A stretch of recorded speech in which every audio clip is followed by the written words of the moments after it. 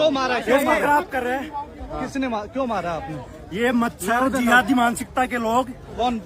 ये अभिजीत जो आया है, ये बिना फालतू में ഇതാണ് നല്ലൊരു രാഷ്ട്രവാദിയാണ് കേട്ടോ. അഭിജിത്ത് ജിഹാദിയാണും അല്ലെങ്കിൽ കോക്രോച്ച് പാർട്ടിയിലെ പാറ്റകളൊക്കെ ജിഹാദികളാണെന്നും പറഞ്ഞിട്ട് ഇന്ന് നടന്നിരുന്ന കോക്രോച്ച് പാർട്ടിന്റെ പ്രൊട്ടസ്റ്റിൽ അഭിജിത്തിനെ കയറി തല്ലാൻ പോയതാ.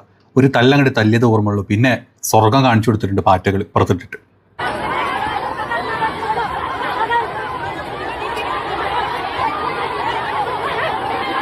ഇതാണ് അവസ്ഥ. ഇത്രയും ദിവസം സമാധാനത്തിൽ ഒരു പ്രൊട്ടസ്റ്റും കാര്യങ്ങളൊക്കെ ആയിട്ട് പോയിരുന്നു.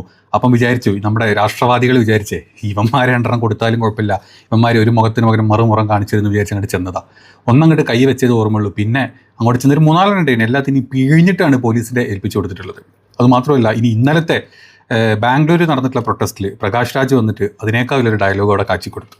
ഇനിയിപ്പോൾ നിങ്ങൾ ഞങ്ങളെ പാകിസ്ഥാനിൽ നിന്ന് വിളിച്ചാൽ കുഴപ്പമില്ല, ആൻറ്റി നാഷണൽ, അതായത് രാജ്യദ്രോഹി എന്ന് വേണമെങ്കിലും വിളിച്ചോ, എങ്കിലും രാജ്യത്തിൻ്റെ ഇപ്പോഴത്തെ അവസ്ഥ വളരെ പരിതാപകരമാണെന്നും രാജ്യത്തിൻ്റെ ഭാവി എല്ലാം കൂടെ തുലാസിലാണും എന്നുള്ളത് ഞങ്ങൾക്കറിയാം. അതുകൊണ്ട് നിങ്ങൾ എന്ത് വിളിച്ചാലും കുഴപ്പമില്ല, ഞങ്ങളെന്നും പാറ്റകൾ തന്നെയായിരിക്കും എന്നുള്ളൊരു ഡയലോഗ് വെച്ചെടുത്തു.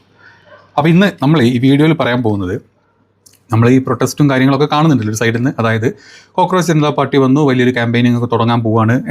ആദ്യത്തെ ഒരു ദിവസം നമ്മൾ കുറച്ച് ഒരു 10,000-8,000 ആൾക്കാരൊക്കെ മാത്രമേ വന്നിട്ടുള്ളൂ, ഇതോടുകൂടി ഇതൊക്കെ കഴിഞ്ഞു എന്ന് BJPയും വിചാരിച്ചു.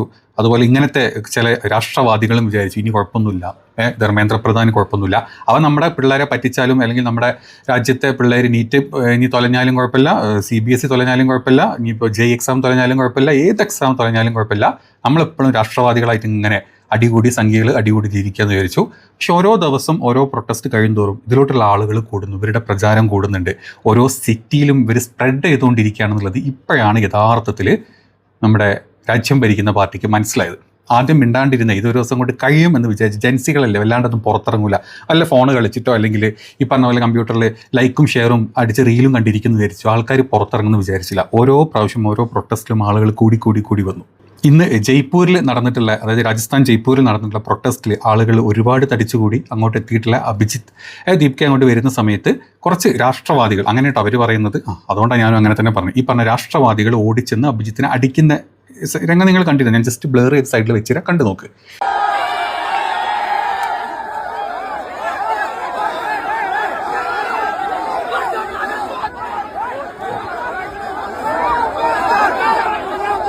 ജയ്പൂരിലെ റാലി, ഷഹീദ് സ്മാരകത്തിലെ റാലിയിലാണ് അഭിജിത്ത് കയറി വരുന്ന സമയത്ത് ഭയങ്കരമായിട്ടുള്ള ഒരു പ്രശ്നം ഉണ്ടാക്കാൻ ട്രൈ ചെയ്തത്.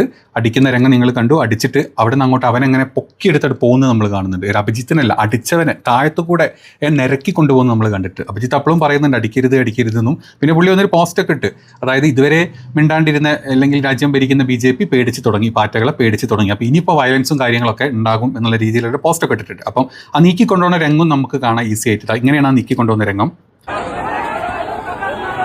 കണ്ടില്ലെങ്കിൽ. അവിടെ നിന്ന് അങ്ങനെ നീക്കൊണ്ട് പോലീസൊക്കെ അപ്പുറത്ത് നിൽക്കുന്നുണ്ട്. പോലീസ് വല്ലാണ്ട് അങ്ങോട്ട് ഇടപെട്ടിട്ടില്ല. ആ സമയത്ത് നീക്കി അങ്ങോട്ട് കൊണ്ടുപോയിട്ട് പിന്നെ അവനെ റോട്ടിലിട്ട് ചവിട്ടി കൂട്ടുകയായിരുന്നു ചെയ്തിരുന്നത് പാറ്റകൾ. കാരണം ജൻസി അല്ലേ, ജൻസി വളരെ നല്ല സമാധാനത്തിലായിരുന്നു ഇത്രയും പ്രൊട്ടസ്റ്റ് ചെയ്തിരുന്നത്. അതിൻ്റെ അവസാനം കയറി ഇവൻ രാഷ്ട്രവാദിയാണ്, അല്ലെങ്കിൽ ജൻസികൾ ജിഹാദികളാണ്, ഈ ജൻസികൾ എന്താ പറയുക രാജ്യദ്രോഹികളാണെന്നൊക്കെ പറഞ്ഞു കഴിഞ്ഞിട്ടുണ്ടല്ലോ, അവനെ പിന്നെ ഏത് രീതിയിലായിരിക്കും ഇവർ നോക്കി നിൽക്കുമോ? നല്ല രക്തത്തളപ്പുള്ള പിള്ളേരായിരിക്കും. അതാണ് പിന്നെ നമ്മൾ അവിടെ നിന്ന് കണ്ടിരുന്നത്. ഞാനിങ്ങനെ ബ്ലർ ചെയ്യുന്നത് അത് യൂട്യൂബിലായതുകൊണ്ടാണ് അങ്ങനെ ചെയ്യുന്നത്. പക്ഷേ അവിടെ ഇട്ട് അങ്ങ് അടിച്ചു കൂട്ടി അവസാനം ഇതെല്ലാം കഴിഞ്ഞപ്പോഴാണ് പോലീസ് വന്നിട്ട് അവരെ പിടിച്ചുകൊണ്ട്. ഇനി അത് നെക്സ്റ്റ് ലെവലിലോട്ട് മാറിപ്പോണ്ട, അല്ലെങ്കിൽ അടിച്ച് കൊന്നൊക്കെ ചെയ്യാനുള്ള ചാൻസ് കൂടുതലാണ്. അതുകൊണ്ട് അവിടുന്ന് പിന്നെ എടുത്തു കൊണ്ടുപോകുന്ന രംഗമാണ് പിന്നെ നമ്മൾ കണ്ടിട്ടുണ്ട്. എടുത്തു കൊണ്ടുപോകുമ്പോഴാണ് ഉള്ളിലുള്ള അടി കിട്ടിയതിൻ്റെ വിഷമത്തിൽ ഇവർ ജിഹാദികളാണ്, ഇവർ രാജ്യദ്രോഹികളാണ് എന്നൊക്കെ പറഞ്ഞുകൊണ്ടുള്ള ഡയലോഗുകൾ. ഇങ്ങനെയായിരുന്നു പിന്നത്തെ ആ ഒരു സ്ട്രീം പോയത്. क्यों मारा? खराब कर रहे हैं? किसने क्यों मारा आपने? ये मच्छर जिहादी मानसिकता के लोग। कौन? ये अभिजीत जो आया है, ये बिना फालतू में देश में बरगला रहा है। कोई पेपर लिख के पीछे इसका बहाना है, पेपर लिख के उनके पास बहाना है। मैं जयपुर से हूँ, मैं राष्ट्रवादी हूँ, किसी पार्टी से कोई मैं, तू इधर आना मच्छर, अभी बताऊँ तेरे को मैं क्या हूँ, राष्ट्रवादी हूँ मैं। അപ്പം ഇങ്ങനെ അങ്ങോട്ട് പോയി പോലീസിൻ്റെ കസ്റ്റഡിയിലായി. പോലീസിൻ്റെ എന്താ പറയുക ജയിലിലോട്ടും ആൾ പോയിട്ടുണ്ട്. വളരെ രസകരമായിട്ടുള്ളൊരു കാര്യമായിരുന്നു. മർദ്ദനത്തിന് ശേഷം അഭിജിത്ത് DK വന്നിട്ട് പുള്ളി ഒരു പ്രസ്താവന പറഞ്ഞിട്ടുണ്ട്. ഈ സമരം തകർക്കുന്നതിന് വേണ്ടിയിട്ടും ഇതിനെ അപകീർത്തിപ്പെടുത്താൻ വേണ്ടിയിട്ടുള്ള ഗൂഢാലോചനയാണ് ഇത് എന്ന് പറഞ്ഞിട്ടുണ്ട്. സമാധാനപരമായിട്ട് നടത്തുന്ന ഒരു പ്രതിഷേധം അക്രമാസക്തമാക്കാൻ ചില സമൂഹ വിരുദ്ധർ നടത്തുന്ന ശ്രമമാണിതെന്നും ഇതുവഴി പോലീസിന് ബലം പ്രയോഗം നടത്തി സമരം അവസാനിപ്പിക്കുകയാണ് അവരുടെ ലക്ഷ്യമെന്നും പറഞ്ഞു. സത്യമാണ്, അങ്ങനെ ഒരു പ്രശ്നം അവിടെ ഉണ്ടായി, തമ്മിൽ അങ്ങോട്ടും ഇങ്ങോട്ടും അടി വരുമ്പോൾ പോലീസ് ഇത്തരത്തിലുള്ള സമരങ്ങൾക്ക്, പ്രൊട്ടസ്റ്റുകൾക്ക് പിന്നെ അപ്രൂവൽ കൊടുക്കാണ്ടിരിക്കും, നടക്കുന്ന പ്രൊട്ടസ്റ്റുകളൊക്കെ സ്റ്റോപ്പ് ചെയ്യും. അപ്പം അതിന് വേണ്ടിയിട്ട് ഇവന്മാർ തന്നെ കളിപ്പിക്കുക, ഇവന്മാർ തന്നെ പറഞ്ഞു വിട്ടിട്ടുള്ള ഗുണ്ടകൾ മാത്രമായിരുന്നു, അല്ലെങ്കിൽ സംഘപരിവാർ ഗുണ്ടകളായിരുന്നു അവിടെ പോയിട്ട് അടിപിടി കൂടിയിട്ടുള്ളത്. ഏതായാലും ജനാധിപത്യത്തിൻ്റെ അവകാശങ്ങളാണ് പ്രൊട്ടസ്റ്റ് ചെയ്യാന്നൊക്കെയുള്ളത്. അത് തുടക്കം മുതൽ നമ്മൾ കണ്ടു. ആദ്യം കുറച്ച് പേര് വന്നു, പിന്നെ ആളുകൾ കൂടി വന്നു. ഇന്നലെ ബാംഗ്ലൂർ നല്ല മഴയുള്ള സമയത്തായിരുന്നു.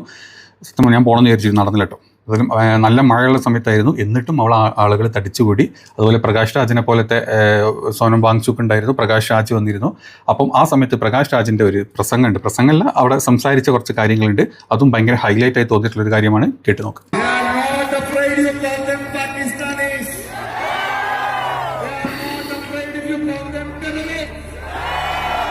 കണ്ടല്ലോ, അതായത് നിങ്ങൾ ഞങ്ങളെ പാകിസ്ഥാനികളാക്കിയാലും, നിങ്ങൾ ഞങ്ങളെ പാകിസ്ഥാനിൽ നിന്ന് വിളിച്ചാലും, അല്ലെങ്കിൽ ഞങ്ങളെ ആൻറ്റി നാഷണൽ എന്ന് വിളിച്ചു കഴിഞ്ഞാലും, രാജ്യത്തിൻ്റെ സുരക്ഷ, അല്ലെങ്കിൽ രാജ്യത്തിൻ്റെ ഭാവിയുടെ സുരക്ഷ, രാജ്യത്തിൻ്റെ ഭാവി തലമുറയുടെ സുരക്ഷ, അത് അല്ല അതിനെന്തെങ്കിലും കോട്ടം സംഭവിക്കുന്ന രീതിയിൽ കാര്യങ്ങൾ മുന്നോട്ട് പോയി കഴിഞ്ഞാൽ ഞങ്ങൾ പ്രതികരിക്കും. നിങ്ങൾ പാർട്ടികൾ എന്ന് വിളിച്ചാലും ഞങ്ങൾക്ക് കുഴപ്പമില്ല, നിങ്ങൾ ഞങ്ങളെ പാകിസ്ഥാനിൽ നിന്ന് വിളിച്ചാലും ഞങ്ങൾക്ക് കുഴപ്പമില്ല, നിങ്ങൾ ഞങ്ങൾ ആൻറ്റി നാഷണൽ വിളിച്ചാലും കുഴപ്പമില്ല. ഇതായിരുന്നു പ്രസംഗത്തിൻ്റെ ഉള്ളടക്കം. നിങ്ങൾ ശ്രദ്ധിച്ചാൽ മതി.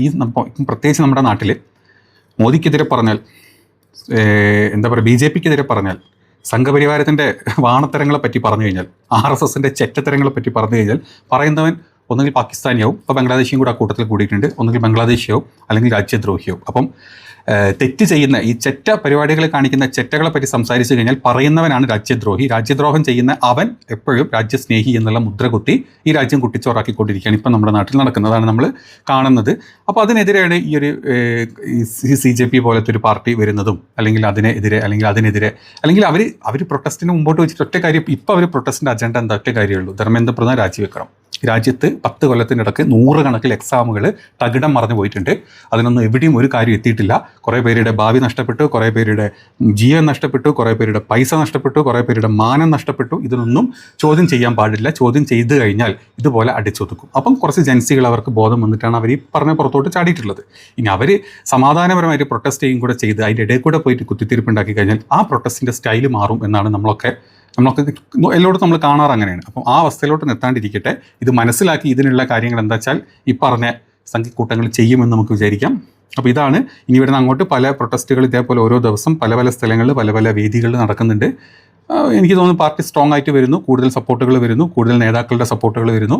നല്ല രീതിയിൽ തന്നെ മുന്നോട്ട് പോട്ടെ എന്ന് നമുക്ക് നോക്കാം. അപ്പോൾ വീഡിയോ ഇഷ്ടപ്പെട്ടെങ്കിൽ നിങ്ങൾ സപ്പോർട്ട് ചെയ്യുക, ലൈക്ക് ചെയ്യുക, ഷെയർ ചെയ്യുക, കമൻറ്റ് ചെയ്യുക. അടുത്തൊരു വീഡിയോയിൽ കാണാം. ബൈ.